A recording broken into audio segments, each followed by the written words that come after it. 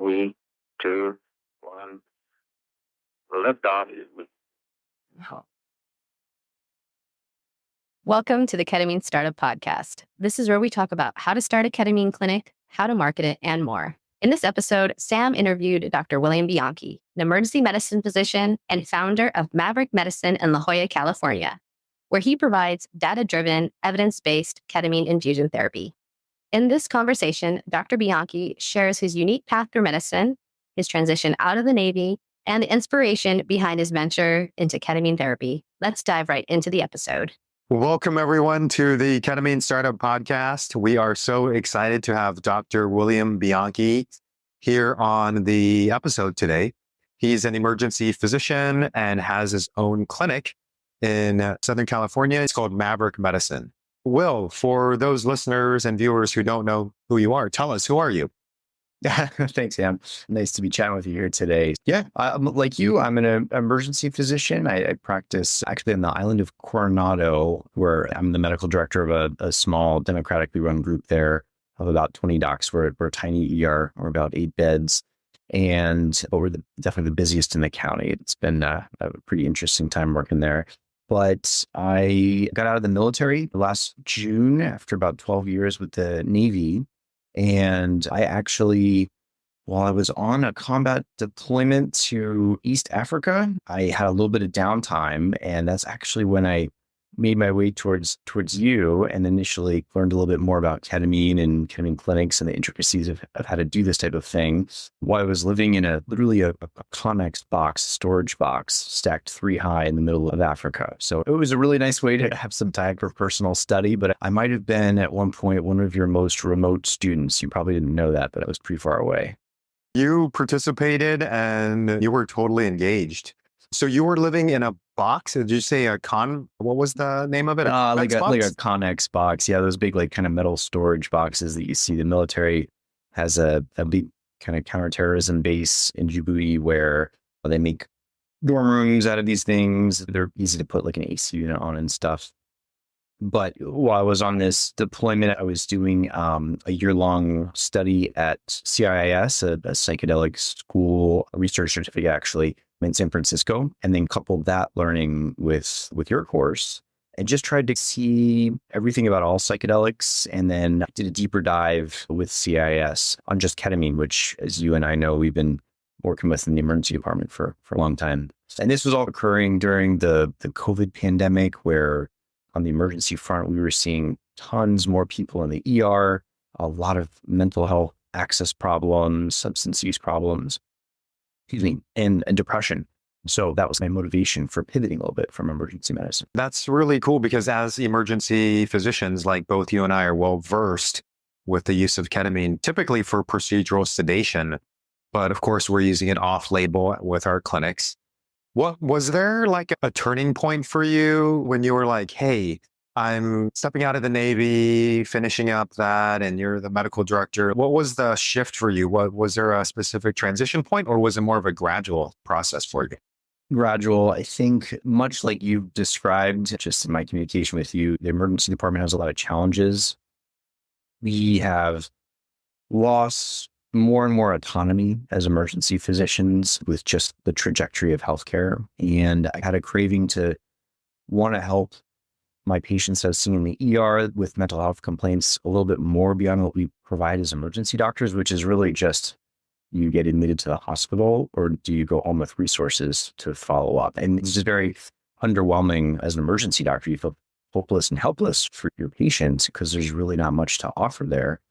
And so as I worked to transition from the Navy, I was seeking some autonomy. My wife, similar to yours, is a physician, and this was an opportunity to practice with her a little bit because we studied a ton in medical school together. And she was my senior on my pediatrics rotations and stuff like that because we were at 2 local hospitals that were right next to each other. So it was a way to have that autonomy, have my own practice space, work with my wife again, and most importantly, provide care that I really wasn't able to provide as an emergency physician at a time when there was a lot of other factors that just seemed to prevent us doing what we do, just all the volumes and the lack of resources and I could go on and on about CMGs and contract management and private equity, but I'll pause there. It's interesting because I believe I used to work for a company called Envision, and that's one of the large corporate management groups out there. And it was very different experience than I had envisioned working for Envision versus working for myself. I think there's this autonomy that you had mentioned of just having our own autonomy as a doctor. It's really unique because the vast majority of physicians, I think, are employees, and stepping out of the comfort zone, doing our own thing. That takes a lot of risk and courage. So I'm curious for you, Will, what were some of the unexpected challenges that you faced when setting up Maverick Medicine? Yeah, that's a great question. So I was lucky enough to come from a background similar to you, where we had been using ketamine for a decade in the emergency department. So I had a familiarity with the medicine, which I think is really important because ketamine is very different from low to moderate to high doses, the applications, even just the route, not even touching on things like set and setting. It was nice to come in with that. This was my first entrepreneurial endeavor. And you touched on just having that confidence, being certain with your why, and trying to figure out like how exactly you want to do this in a way that isn't just replicating what someone else is doing, like really is yours. Took a lot of very intentional focus. I sat down, everyone has their own way of planning through things, right? And I was a research director for a long time with the Navy. And so I'm a clinician scientist, and I read all the papers similar to you. And so I sat down and I wrote my own research paper on ketamine, about 20 pages, just looking at all of the papers and seeing where the science was and seeing what the applications was, and then doing a deeper dive onto the larger field of psychedelics and trying to figure out what part of this fits, what part of it doesn't. And there's just a lot of unknown in that moment, because as physicians, Western trained physicians, it's if the troponin's high, do this. And then it's a little bit more protocolized. So I think that was a big challenge, and planning for overhead and finding the right space and opening the right clinics. I mean, those are all challenging, but I think nothing can really understate the feeling you have when you're like, it's go time. Like I start my own IVs similar to you, and that's traditionally a nursing role. And so that I had a lot of stress and anxiety about throwing a 24 in the back of a hand. And what if I need to use my ultrasound? And so that was a technical component that was a little stressful, but also just making certain that you are providing excellent care. And for me, in an evidence-based manner for someone that really needs your help in that moment, in a shop that you've created, in a clinic you've created, just felt like such a tremendous amount of pressure. Like going to work as an ER doc is like playing on an NFL team. It's like another game, another day, got to get through the shift, got to do the things. It's entirely different to go play in a place that maybe you built the stadium from scratch, and like everything that's there is because you put it there and have thought so much about it. So you just, I think I underestimated in my mind, like how emotionally invested I would be when it came time to actually work in the environment that we had created. It's really running and being the captain of your own ship when you start up your own clinic, because you are literally the CEO, you're the medical director, you may even be the nurse, you may wear a lot of hats. And in a way, with the autonomy and the freedom also comes responsibility, because it's like, hey, when I used to work for the ER, like, yeah, I was responsible for the patients, but not necessarily, hey, ordering the supplies or hiring the right people. And so this is almost like you are literally the captain of your own ship, and it can be challenging. So I want to touch upon the IVs, because we don't put IVs in the emergency department. It's always the nurse, at least at my shop when I used to work. It was, hey, they'd have the IV in place. They would have all the blood tubes drawn up, and they're like, hey, Dr. Ko, what do you want to order? So for you and that specific challenge, like how did you get better at IVs? So that's a great question. It's funny, right? Because we go through medical training as students. You might do an IV or two, residents. Yeah, but like you're practicing very big things that go into necks or groins to resuscitate people. Even some of my combat training, it was focused on just a very different scenario where you're not trying to do something that's very nuanced and making it comfortable for the patient and not very anxiety provoking. That's not always like the frame of reference in a trauma bay. So I was honest with myself, and I chatted with my wife, and I was like, I think I'm pretty out of practice with these. And she said, why don't you just go to shift and tell your nurses that you want to just start every single IV that shift. And I was like, that's ridiculous. No. But I did. It was very humbling. And they thought it was just so funny. I was going to go in and they were going to watch me place all the IVs. And I just told them it was, for practice. But you learn a tremendous amount by doing it on patients that might not be super, super sick. As ER docs were asked to do them with an ultrasound on really sick patients, which are inherently difficult. But with a little bit of practice on patients that aren't necessarily acutely ill, you learn a ton. A lot of nuance just even about the IV itself. We have at the shop I work at as an ER doctor and also now in our clinic, the bloodless IVs, the auto guards that have that nice little plug. Whereas in the Navy, they have the cheapest IV possible, and you put it in, and inherently the patient was bleeding all over the bed, and it's just it's an ER, it's a mess, it's military. Put it in my mind, I was like, that is just not at all congruent with a relaxed and peaceful therapeutic ketamine journey. Yeah, just practice and then bringing it into the clinic. But still, there's, like you touched on, there's something different about working on your own ship. There's just a little element of extra stress there the first few times. Yeah, absolutely. And I loved how you practiced in the ER before you may have started on your patients. Because when I first started, I was actually scared of putting in my own IV. So I asked a nurse to help me and hired her part-time, but it was not reliable hours. So eventually I just had to get good at it. And again, like you, I just practiced.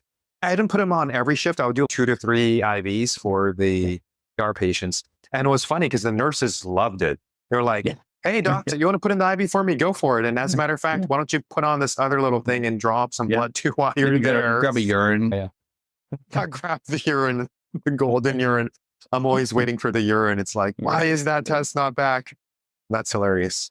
I'm curious about, just to rewind, and I want to know more about like your history. So tell us like maybe, and this is a shift in gears, but I want to know more about you. Is like, where did you grow up? Where did you do undergrad, college? And then how did you transition into the Navy? Sure. Yeah. So it's funny, like the last thing I wanted to do was be a doctor, be in the Navy, because my dad was a Navy ENT or ear, nose, throat surgeon. So I grew up in Maryland and I got into UC Santa Barbara for engineering, electrical engineering, and hated it. Wasn't killing it with the math and the physics and the differential equations, the integrals. And I started to ride ambulances for AMR after taking the ENT class in Santa Barbara. And I was like, this is awesome. I love the medicine. I love the patients. Ended up switching over to biology and studied some music. But the idea of medical school wasn't until the very end of college for me. So I took a non-traditional route. I was a neuroscience researcher for a year at UCSB, became a firefighter, swiftwater rescue technician, and then eventually a paramedic on the East Coast in Maryland, because we have a nice career volunteer system out there where the training's free. I was like, oh, this is great. And then ended up doing a master's at Georgetown to prepare for medical school. I met my wife. And we took one more year where we both went up to Johns Hopkins, and I did research in emergency medicine. She did her research in pancreatic cancer. And then we got into med school together. So we went down to Florida for 4 years. And at that point, it dawned on me like, oh, maybe the Navy could be an exciting adventure. It's, the fire rescue department is very paramilitary. And I started reading about Navy medicine. And of course, at that time, we were still at war in Afghanistan. And the idea was like, this could be really interesting. If I was a physician in the Navy, it might be really impactful. You can go out there and save some lives. So I signed for a program that it's called the Health Profession Scholarship Program. I'm sure some of your colleagues did it. They'll pay for medical school tuition, give you a little stipend, pay for your books. So I was a reservist in medical school. And then when I came on active duty as a resident, I went to residency at the Navy hospital that's in Virginia, Portsmouth. So my wife trained as a civilian right next to me. And after doing a 4-year residency program there, I got orders to San Diego at the big Navy hospital out here. And I was the director for combat trauma research for those 4 years. And once you're active duty, you have to deploy. I was slated to go a couple different places, and then you mix in a little bit of COVID and things got crazy. And then also the Afghanistan war ended. I was fortunate enough to spend all 4 of my years at San Diego, two of which I was technically attached to 1st Medical Battalion in Camp Pendleton. A lot of interface with special warfare groups, people exposed to combat trauma, sequela that had a lot of mental health implications and manifestations. And so my interest started in combat trauma, things like tourniquets, medications like TXA, all that stuff that we learned in residency. I think shifted towards the field of what I perceive to be psychedelic medicine or interventional mental health. It's got different names right now. And that's how that kind of transition occurred. And when I separated from the Navy a year ago, I decided I wanted to pursue both. So now I'm still clinically active in the emergency department, and I'm more kind of part-time at our clinic, which is nice because it provides some dichotomy. I don't have to worry too much about filling up my schedule every single week because I'm still practicing clinically. So it's created a nice environment where I get to choose which patients I work with and the terms in which we work together. So it's a little bit, I'd say, as far as clinics, we're pretty small, we're pretty concierge, and it's a good balance. It's been a nice way to revitalize myself as a physician, because as is just a wild place sometimes. I totally agree. I think that was one of the nicest things about, like, for me, when I started just being a hybrid hybrid clinic, ketamine clinic owner, was I felt like when I worked in the ER, I was always like in fifth gear, just cruising, going 80, 90 miles down the highway. But when I'm in the clinic, everything slows down. I'm in first gear and I get to slow down and really take my time with my patients. And what's nice is because I was continuing to work in the ER part-time, it was that nice kind of, financial stability or cushion where it's not, super busy at the ketamine clinic. All good. I can just pick up a shift or two. So I really appreciated that.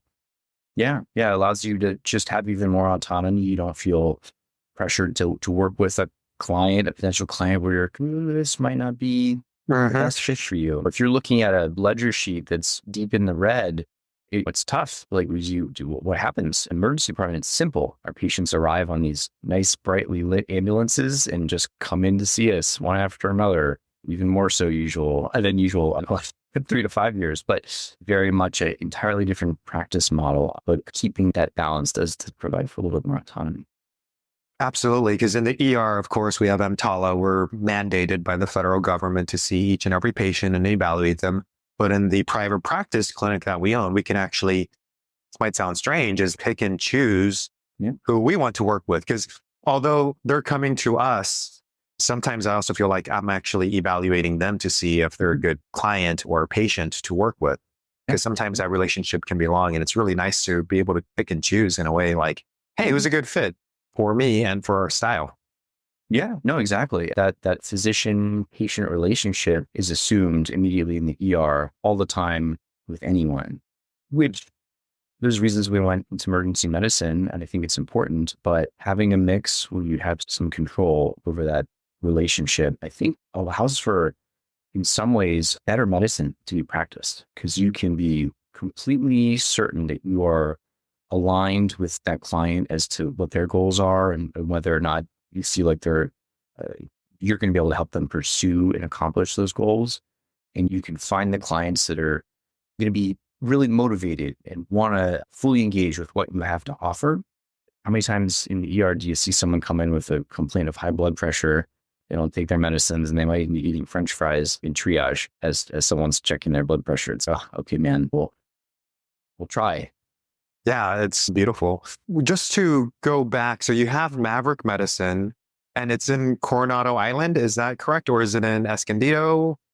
So we're in La Jolla. La Jolla, thank you. Yeah, we actually used to be right across the hall from where Field Trip Medicine was. And that was a big moment in our journey where this big ketamine company backed by $75 million of private equity just coincidentally opened up right across the hall from us. And they went under pretty quick because I don't think that there's a lot of reasons why. But no, so yeah, we're pretty small up there in La Jolla. And then when I'm not there, there's a small hospital on Coronado that I work.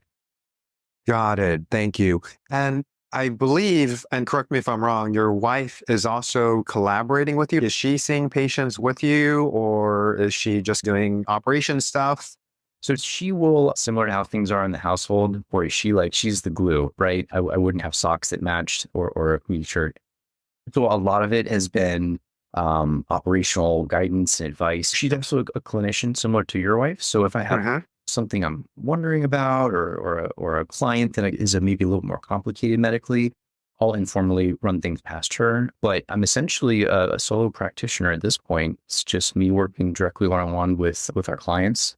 And I don't have a nurse or a tech. It's just really a concierge experience that we provide. That's Like awesome. you said, I wear all the hats, one on top of Mhm. another. So it can be a lot at times. Yeah, absolutely. Juggling many things. And for me, Kim, she's definitely going to be listening to this and editing this. She is a physician, ophthalmologist. So she doesn't do any of the clinical stuff, but she's all into the marketing and the creative director side. And I guess it's not a curbside consult if it's our wives, but maybe the bedside consult informally, just to bounce ideas off of another physician can sometimes be useful, even though they're not making those clinical decisions at all. Yeah. So you were in the Navy and you just recently finished. So number one, kudos, congratulations. That is amazing. What are your thoughts on, actually, I'm curious, did you use ketamine in the military when you were in the Navy? Were you administering it for all sorts of stuff or not Yeah, much? no, definitely. I mean, military has emergency departments similar to civilian ERs. So you use it there all the time for pediatric sedations or getting the shoulder back in place for a young sailor or soldier. We teach our combat medics, Navy Special Warfare medics, something called tactical combat casualty care. And very, very interesting topic that probably is off the course of this podcast, but ketamine is one of the combat medications that we treat combat casualties with. The nice thing about it is it's relatively easy to dose. It's small, concentrated, and portable, so it can be on a plate carrier. The psychiatry literature from the military medicine background is very interesting because they're finding that fully dissociating a wounded warrior with ketamine is obviously going to provide pain control without affecting respiration or heart rate. But a secondary effect is lessening the sequela of a medevac or being dragged 200 yards with bilateral extremity amputations and tourniquets in place. You're essentially preventing them from a psychiatric mental health standpoint from experiencing a lot of the sequela of the trauma of their traumatic injury. And there's just a lot of interesting stuff happening right now with TCCC or the casualty combat care. And so we use ketamine all the time in the military, especially on the battlefield. A lot of really novel stuff like oral transmucosal fentanyl lollipops with a rubber band. Attach it to a plate carrier, tell the wounded warrior to place it in their mouth, don't chew it. And when they have enough fentanyl on board, their jaw goes slack and the blood pop comes out of their mouth. And so self-titrating, when they wake up, if they have more pain, it's right there. So things like that, combat applications of ketamine are really interesting and have been built on, especially over the last 20 years that our country was at war. Yeah, I think there was an interesting study where they were using ketamine for, and I forget whether it was Army or Navy, but for burn soldiers who had experienced burn and they were in the burn unit. And if they had received ketamine, then they noticed there was an association with decreased rates of PTSD amongst those who had received ketamine. So it reminds me of what you're talking about, the long-term sequelae of some of the intense events and trauma that they go through. Totally. Yeah. Burn scrubs, which as you and I know, is a long, many weeks long process. If you are using like a Versed fentanyl combination, you might not care as much about the pain that's occurring, but you are still lucid. You are still living that experience. It's really interesting research. If you can incorporate some ketamine and lessen the trauma of the experience for the patient, they're going to heal physically and maybe have less challenge on the back end. Yeah. And there's a lot going on in the psychedelic space and the military. Like, for example, I think there's an organization called the Heroic Hearts Project, where they're taking veterans who have PTSD and administering or taking them to various retreats and psychedelics. And you and I were both in the state of California. There was a bill, I think it was SB 58, that was like pretty much legalizing psychedelic therapy, but that got denied by Governor Newsom sometime last year. What are your thoughts on either psychedelic therapy or ketamine therapy in the military population after their service? Yeah, that's a really good question. You're asking it at a very tumultuous week time, right? So the FDA panel obviously just met last week to review the phase 3 clinical trial data from Lykos Therapeutics, formerly MAPS, looking at MDMA-assisted psychotherapy. And they voted against recommending to the FDA to approve it. On the final FDA approval comes this August, or we're talking in June for anyone listening to the podcast right now. And they overwhelmingly said the science really isn't there to support this right now. And for me, this is something I've been really looking forward to for a long time, because I see what we're doing with ketamine as just the beginning of a much larger field of medicine, where 20 years from now, hopefully, we're looking back and we're seeing multiple psychedelic medications used for multiple different indications. And this presentation to the FDA was a culmination of about 30 years of research. And as a physician, as a clinician scientist, the hearing really uncovered some very fundamental issues with the data that they had provided. Not to dive too deeply into it, but there were issues with blinding. Obviously, it's hard to keep the patient and the clinicians blinded to whether or not a psychedelic was given. People know when they get ketamine, and they know when they get sane. Yeah. That infuses bias. The same is true for MDMA. And there was some issues with who they recruited, who had experienced MDMA before recreationally, and some issues with safety data that wasn't necessarily obtained at the time of the trial, just to touch on a few things. And so, although the data from the phase 3 trials was really encouraging and very promising, especially for veteran patient populations, but not even just them, police, firefighters, healthcare workers, people that have inherently mentally traumatic responsibilities in society, it was a positive signal that they had to be walked back because the science wasn't as strong as we had hoped for it to be.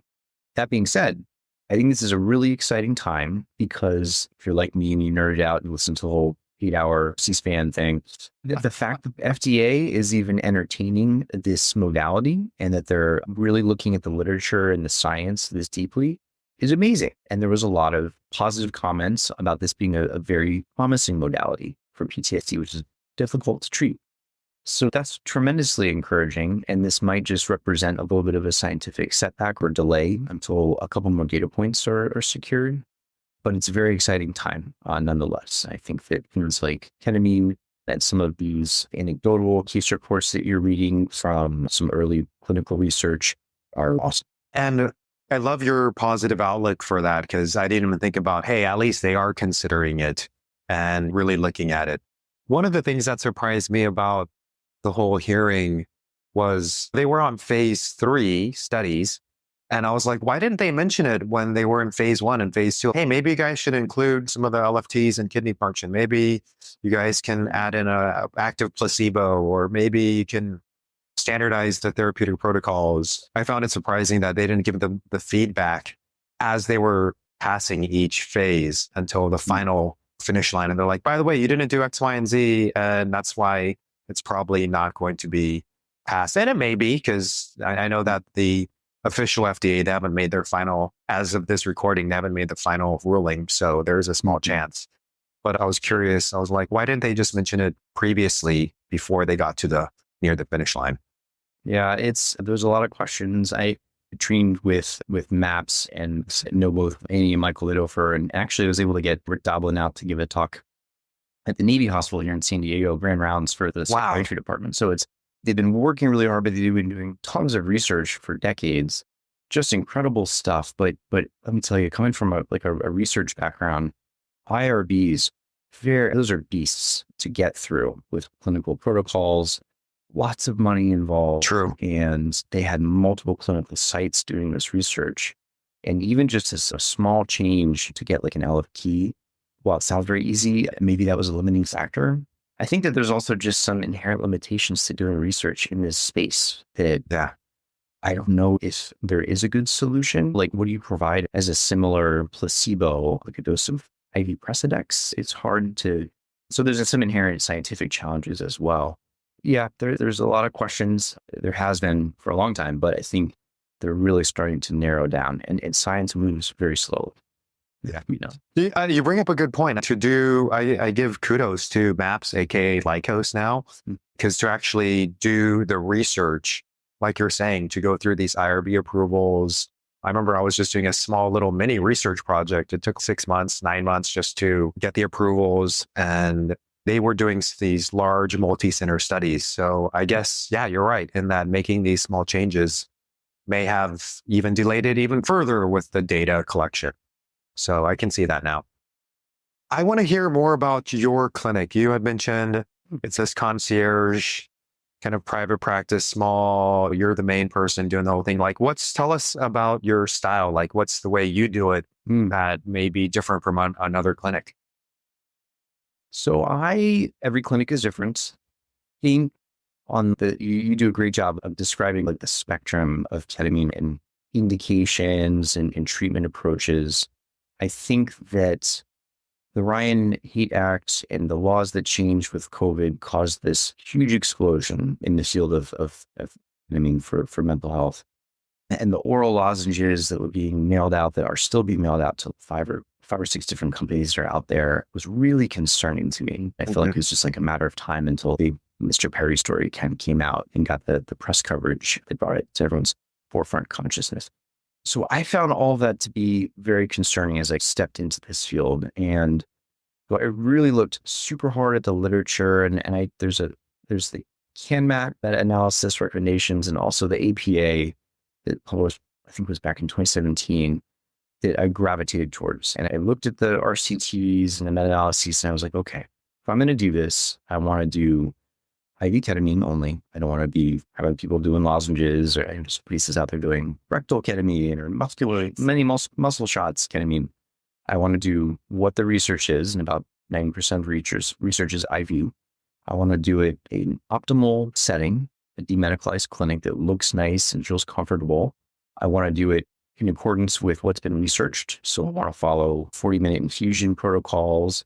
And I really want to optimize this with good EMRs and augment it with appropriate psychedelic music and just all of the variables one by one out of it. And then the last thing I did was determine that I wanted to focus only on treatment-resistant depression. There's a lot of different applications for ketamine, but I was most convinced by the research there. And I also just felt better knowing that I'm going to do a deep dive on treatment-resistant depression, and I'm going to be very familiar with who responds and how to do it well. Just one medicine, one way, one indication, we'll start there.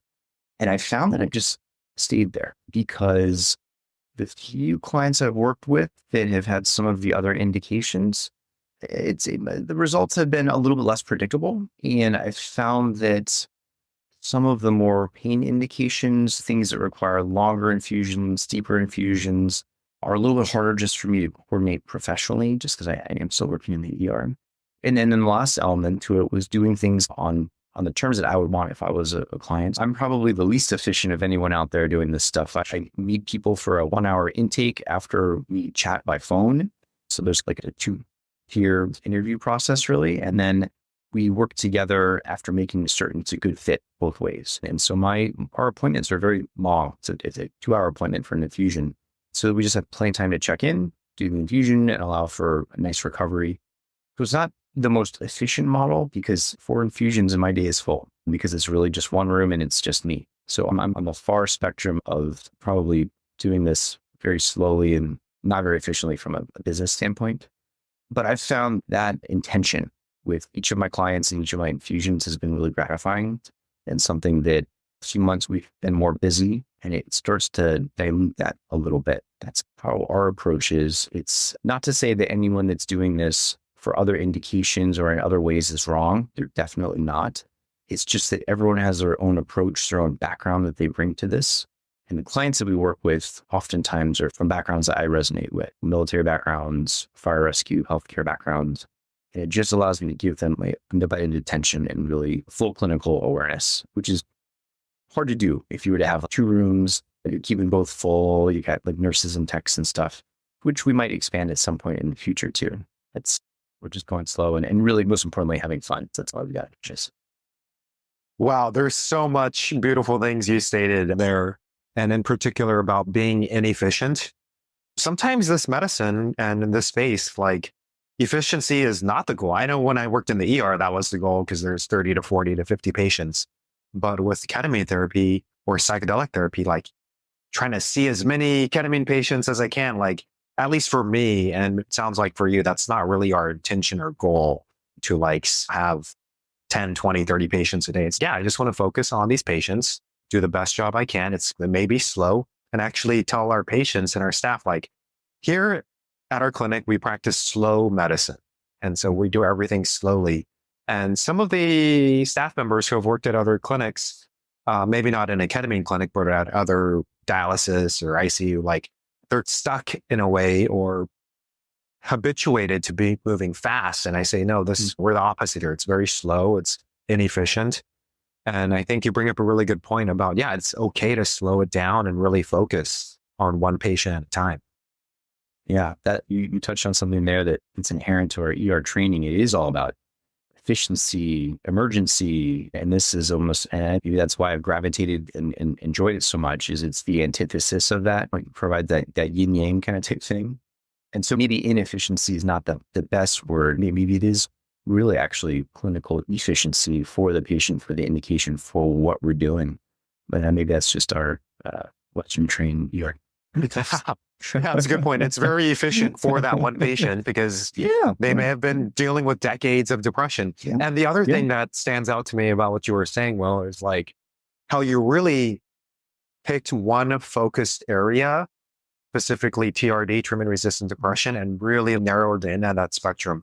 And I know other clinics, they'll treat all sorts of indications. And I know other clinics who just specialize, like there's one physician in the LA area, and all she does is, not all, but 90% is like CRPS and anything central sensitization related, CRPS. And that's really her one niche that she uses ketamine therapy for. And she was on a previous episode.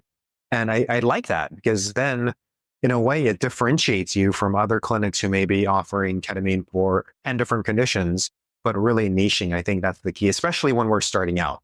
And I mentioned this to you before. It's like going to a restaurant and going to the one restaurant who's, hey, we're really good at burgers. We make the best burgers. We get grass-fed Kobe burgers from Japan or Brazil or wherever. And these are the best burgers. We don't care about pasta, sushi. Like, we just do one thing and we do it really well. And I think sometimes those restaurants are better in a way because they're like, hey, we're really good at this one area. We know everything about this in this space. And I think that actually adds a lot for the patient. If you tuned in to our episode today, chances are you're curious about the ins and outs of starting up a ketamine clinic. It's an exciting field, but let's face it, the journey from idea to actually opening day can be quite daunting. That's why we've created something special for you. Think of it as your personal roadmap, a free downloadable checklist that lays out the essential steps you need to consider when starting up your ketamine clinic. This checklist is designed to help you avoid common pitfalls and launch your trajectory to success. So how can you get your hands on this checklist? Simple. Just visit www.ketaminestartup.com/checklist and grab your free copy today. We've made it easy and accessible because we believe in supporting our community with a valuable resource. ketaminestartup.com/checklist. All right, let's get back to our discussion. Stay tuned and don't forget to download your free checklist during or after the podcast. Tell us about one of your patients. Like, what's one patient that stands out that you've treated that you're like, oh my goodness, I can't believe this was so efficient for that person?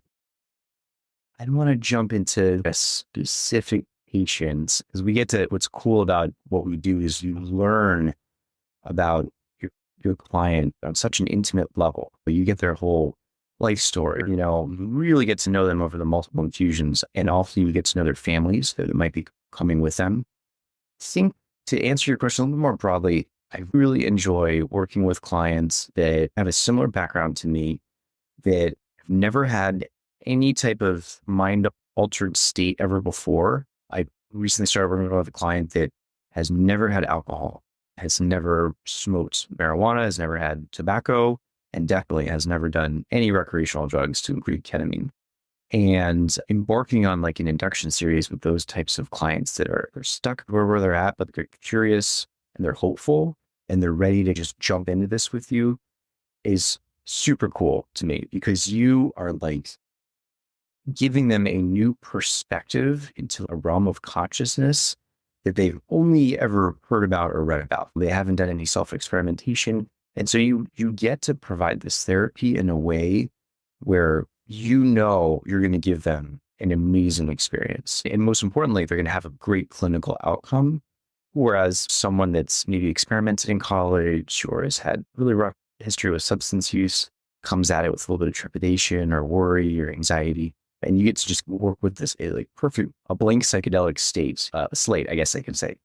So I really like working with, some of us use the term psychedelic naive, or psychedelic inexperienced. Those types of patients are fantastic.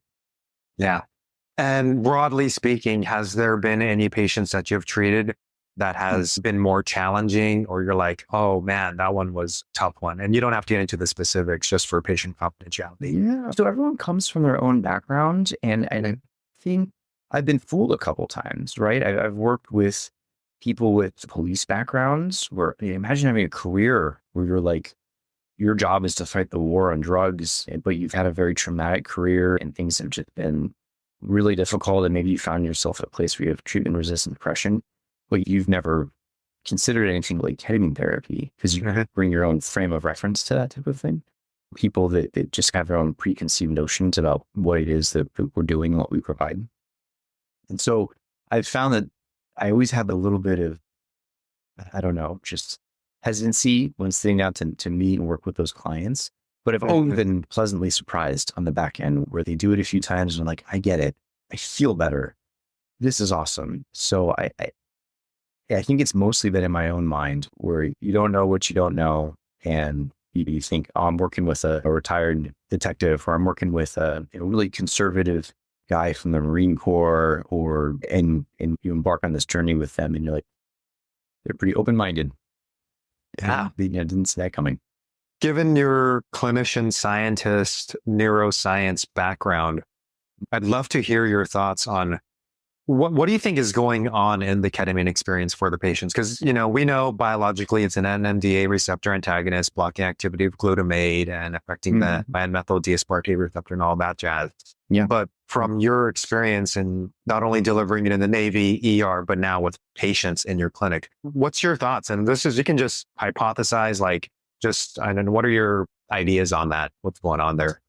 Yeah. I was talking with a friend about this. When we go through training and you learn about ketamine as a physician, you just learn indications, contraindications, allergies, what to do for laryngospasm, all the medical stuff. And then once you start practicing clinically, you start to realize this might not be the right patient that I want to give ketamine to. They're in a wetsuit after dislocating their shoulder from surfing, really anxious. Their mindset is not good for ketamine right now. Maybe I'm going to use a different medicine. And then once you start working in clinic, you start to realize, wow, I control the setting and I'm controlling the dose, but the mindset of the patient is really important too.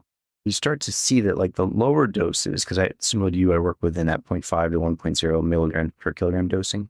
The lower doses almost seem to be more emotional journeys where a lot of my clients that have maybe some unprocessed trauma, that'll come up on their first few infusions. And so I think the lower doses are important to get people comfortable with the therapy, comfortable with kind of the experience.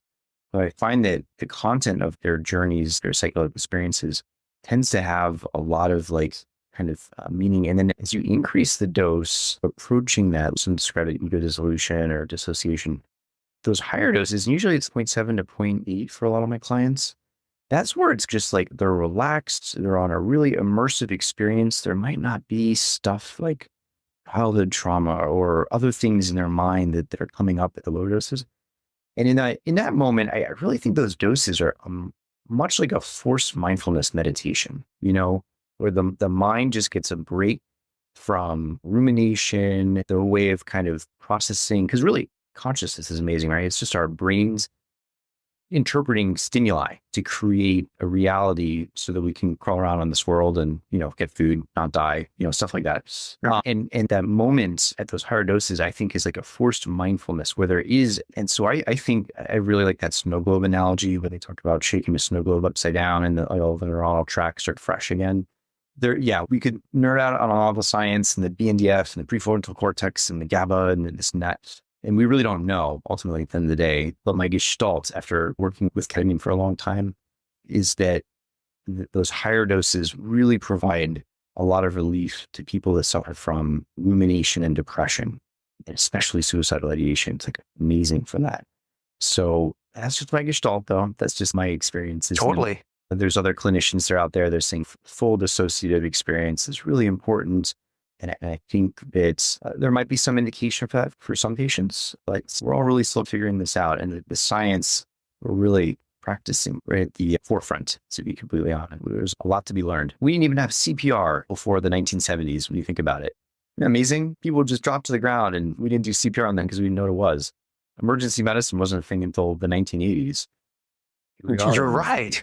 Yeah, you're absolutely right. It feels like we've been doing this for a long time, but in actuality, like in the grand scheme of things, it's literally a flash.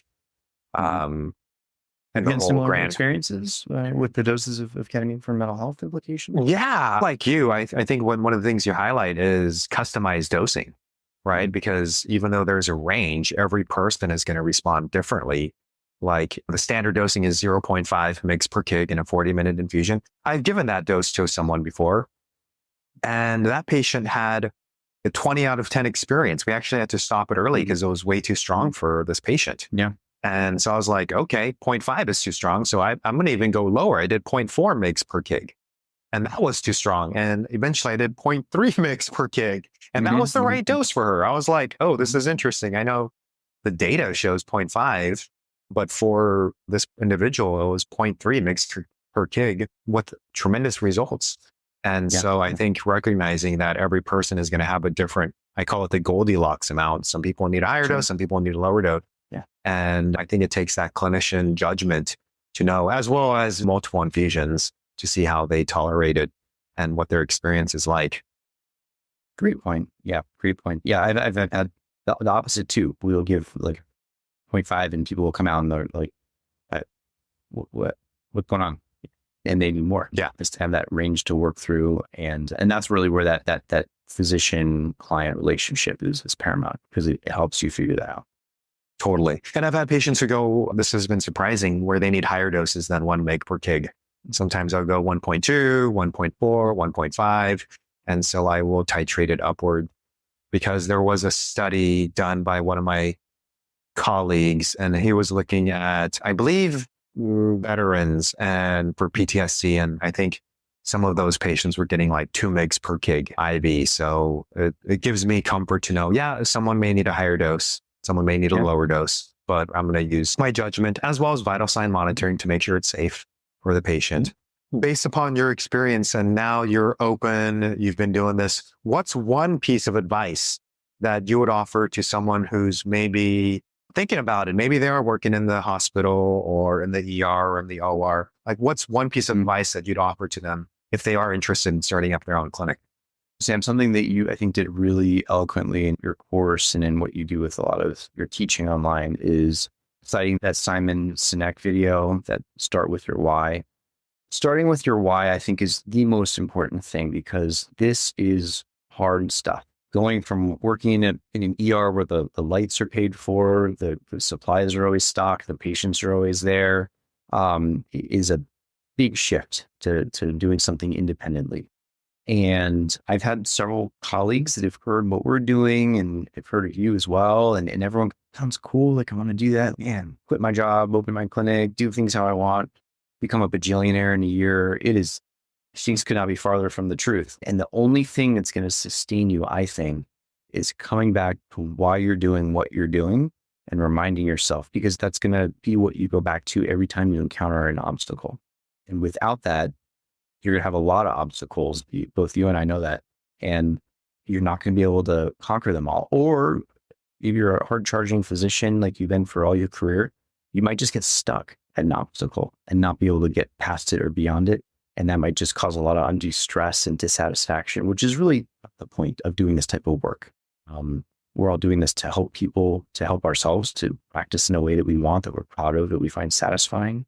So that Start With Why lecture is really fantastic. And I think it opens up that perspective of what you didn't know. And it's hard. There's a lot of stuff on the internet, a lot of slick marketing, a lot of things that make you think this is just super easy stuff. But I think just keeping an open mind, reading voraciously, staying on top of the literature, all that's like really important. But that thing you come back to is, why am I doing this, man? 100%. And I agree with that, starting with the why, because that is going to get us through those crucial challenges and obstacles that, you're going to face. I want to ask you some rapid fire kind of fun questions as we Sure. sunset the interview. Let's see. You're juggling so many things, Will. You're the medical director, you got the clinic, family. So after a long day, whether in the ER or in the clinic, like what's your go-to way to just relax and de-stress? Mhm. Depends on the day, but if I'm lucky and the wind isn't up and there's swell in the water and the tide isn't too high or too low, and I can pick the right place to go surfing and I pick the right board to go surfing with, I try to enjoy surfing waves. I have been surfing since undergrad, and here I am 20 years later. I'm still not good, but I really enjoy getting in the water, being in nature. And if I'm lucky enough to actually catch a wave, which is hard, it's just one of those things that I get to do that just deletes everything else in that moment in time. It's really satisfying. So I need to go surfing more. The whole work-life balance, especially with these types of endeavors, is hard to maintain and hard to defend. But surfing, definitely. Thank you. And do you have a hidden talent or hobby that most people would be surprised to learn about you? When I was in high school, I played saxophone and had a good knack for it. My mom was like, you should pick up a weird random instrument. You'll probably get all these scholarships to school. We're going to sign you up for oboe lessons. And so making my own oboe reeds, like 4-hour lessons every week. Was terrible at it. Never got a scholarship, but I played oboe for longer than I care to admit. That's awesome. Let's see. If you could go back in time for a day, where and when would you go and why? Yeah, back in time, today. It's hard. That is a really hard one. I don't know if I have a great ready answer for that. I think when I look at some of the older pictures of San Diego, it was a brand new city. It would be really fun to go back in the 1900s or 1890, or even the island of Coronado before it was like sold to the military, and just see things before it's like the big city that I live in every single day. It would just be nice to see that switch. Enjoy it for Beautiful. Beautiful. Let's see. These are some other questions for fun. Let's say that you had a billboard and this billboard would be seen by millions of people. What message or what would you put on that billboard? Don't believe everything you think. Love it. No, that's so true. Sometimes I think of our thoughts as like spam email, where it's, I don't know why I'm having that thought. I'm just not going to click on that link because that's a weird spam email. So it's, don't believe everything you think. And if you could not be a physician, but you had to have some sort of career, what would you do instead? There's a lot of really interesting technology that's just popping up every single day. And we talk about AI, we talk about all these amazing new Apple Vision things that are popping up. It'd be really fun to go and like work at an Apple or a Google and be in the department that gets to see all the technology. DARPA is something similar for the military and their research, where you just get to see things as they're created and try and test it all and see what of these is going to be the next thing, like the iPad, for example, or the iPhone. I think that'd be awesome. If you could just get in there and see the technology was brand new, and probably not be able to talk to anyone about it, but it would just be a lot of fun because you'd be like almost living in the future. Wow, that is so cool. And in a way, we're already doing that, what you're talking about, or you're already doing that at your clinic, because you're definitely on the forefront of medicine these days. And as we wrap up, where can people learn more about you, your clinic? Are there any socials, websites? What would be the best way to connect if someone's interested in learning more?